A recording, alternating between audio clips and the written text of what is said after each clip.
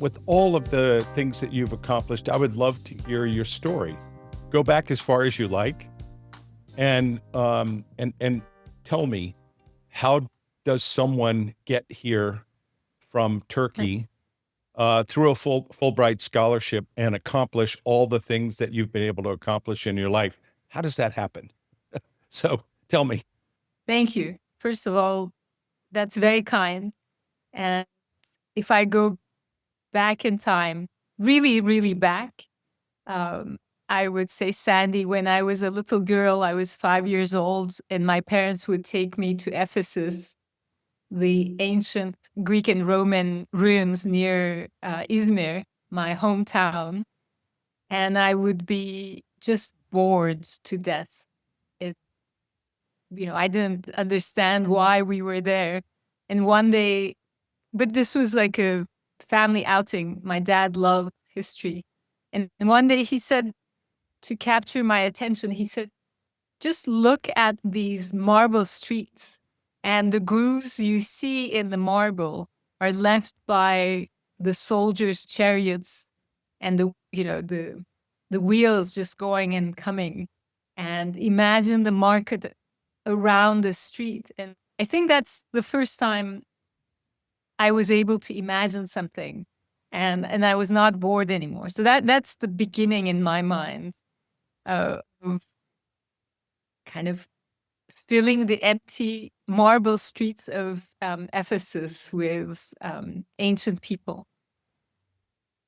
Wow, But that was pretty cool. They say in life you don't get to pick your parents, but it sounds like you got lucky like I did.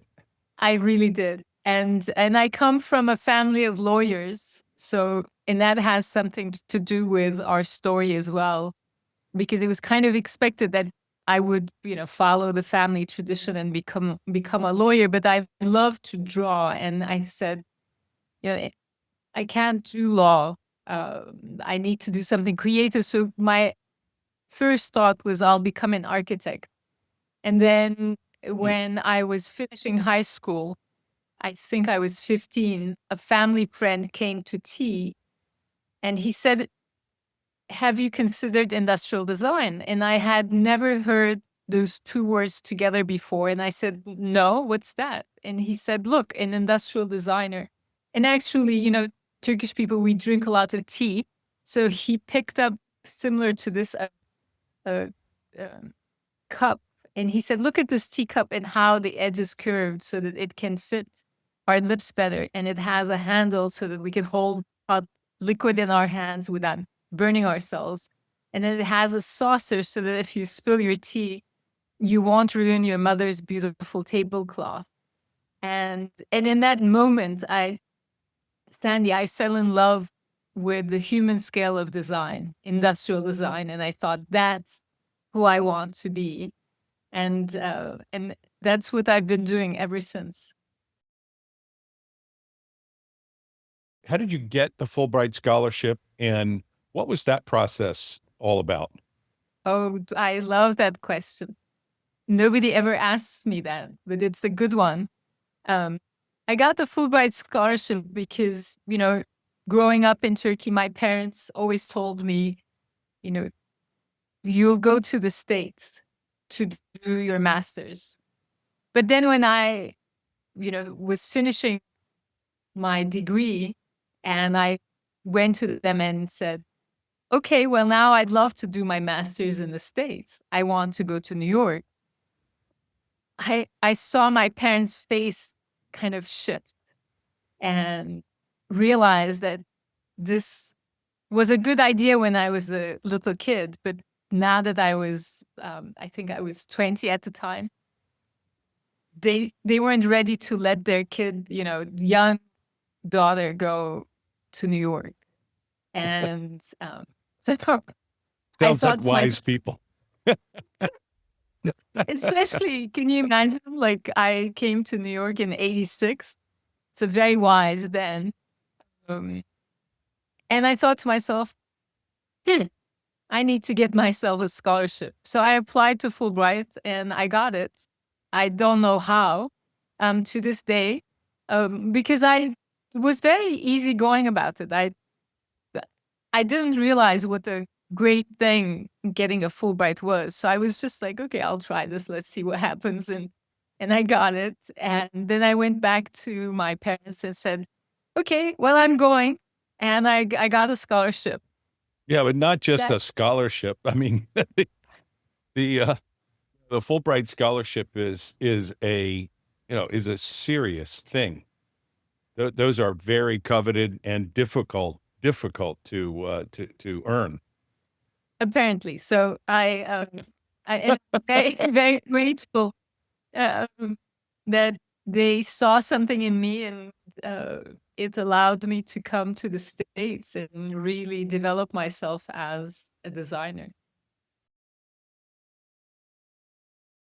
Talk to me a little bit about the years where you were a designer long before you became an author and a coach, because we come on to the author and coach part later. I see the two things very much interlinked. They're like talking vessels.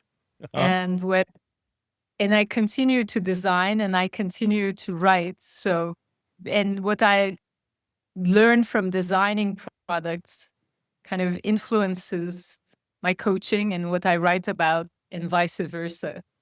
What I love about designing is that it's problem solving, and you have to work within constraints to come up with new ideas. And there's a process where you go from what you know, which is the history of a product, how it's currently designed or used, to take all that and then to imagine a different way of doing it. And that transition from what you know to what you can imagine is really a fascinating journey. And I love that.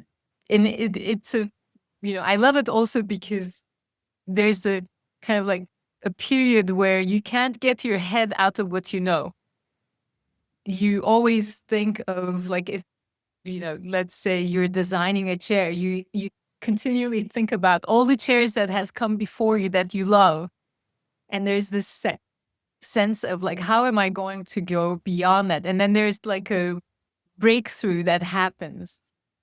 And then suddenly all you can see is the future and how you're going to do it, and how exciting that is. And so I love that about my work.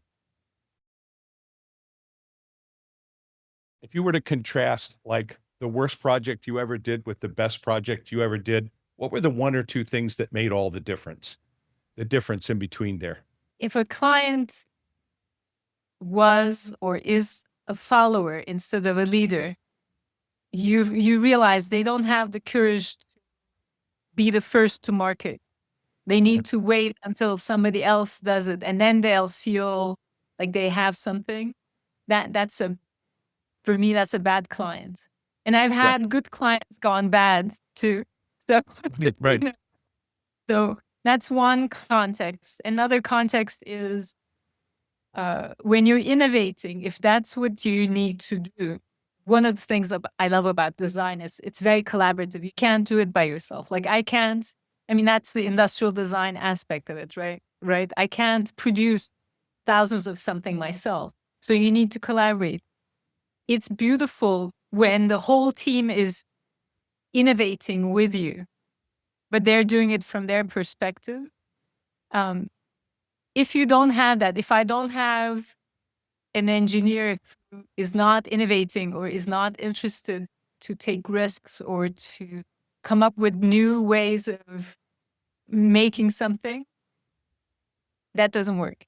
So that's a bad team or a bad client. Yeah. Versus I've been in situations where we would come together, all of the decision makers, and everybody would see the same, like we would all face the same direction and do it from our expertise.